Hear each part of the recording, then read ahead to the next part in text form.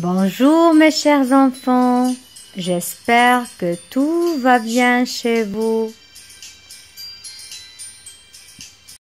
Aujourd'hui, c'est le temps de raconter. Anecdote et conte de Juha. La traduction de Abdo et Ziad, illustration Atiya El-Zuhiri. Il y a beaucoup des histoires.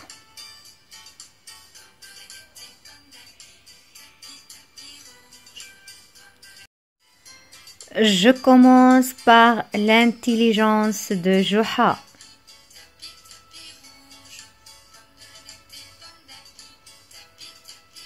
L'intelligence de Juha.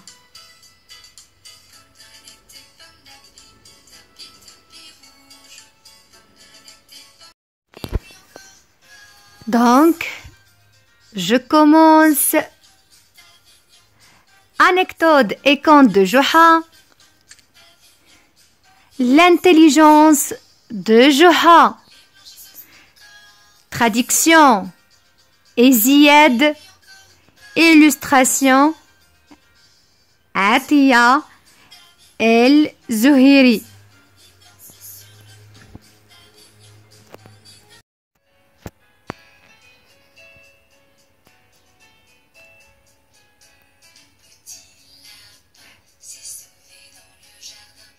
Est-ce que vous êtes prêts? Alors,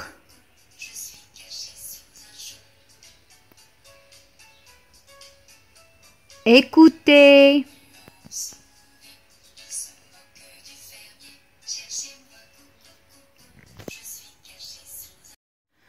Le sultan veut faire une fête dans son palais le jour de son anniversaire. Il a envoyé un crieur appeler les invités par leur nom dans les places et les ruelles du village pour assister à la cérémonie. La femme de Juha a entendu le nom de son mari. Elle s'est précipitée vers son mari, lui dire que le sultan a mis son nom parmi les gens importants et les supérieurs.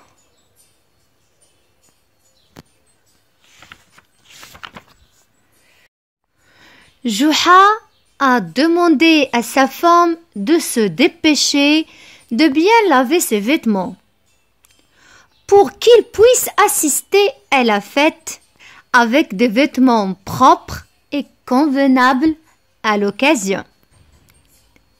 La femme de Juha a lavé les vêtements et les a séchés sur la terrasse. Le soleil était trop fort, le linge a vite séché. Juha a mis ses vêtements et son turban propre et s'est rendu au palais pour assister à la fête. Le sultan l'a accueilli parmi les invités au déjeuner. Peu après, la cérémonie a débuté par de la musique et des danses, puis un spectacle d'un clown qui est venu des environs pour amuser au sultan. Le sultan était un homme fort et tyrannique, calme, parfois souriant, parfois sombre. Il a fait signe au clown de partir. Et il a donné l'ordre aux soldats portant les flèches d'entrée.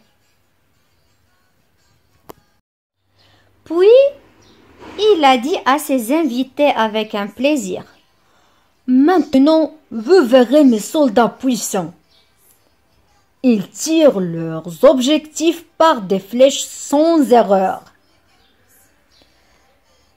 Le sultan est assis regardant le spectacle. Autour de lui, les invités avec eux Juha.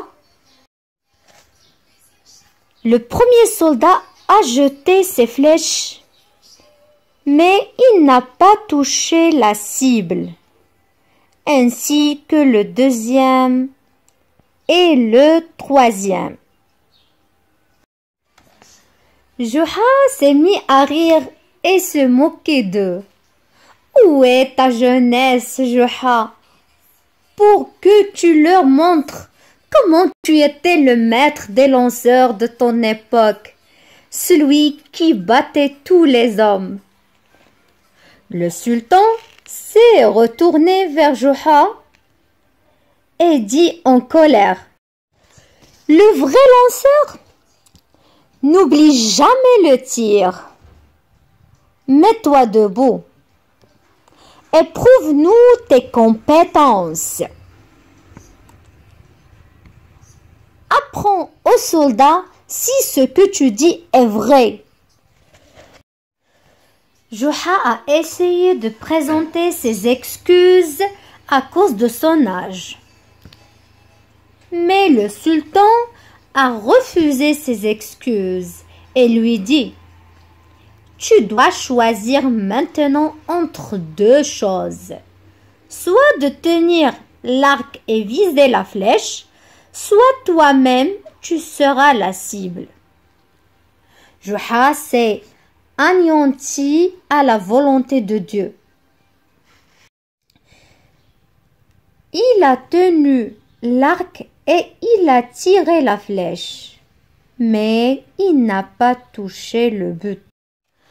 Le public s'est mis à rire, mais le sultan est en colère. Juha a dit: cette fois, monsieur, j'ai été en train d'imiter le tir des soldats du sultan. Il a tenu de nouveau l'arc et il a tiré la flèche. Mais il n'a pas touché le but. Juha a vu le sourire sur les visages du public.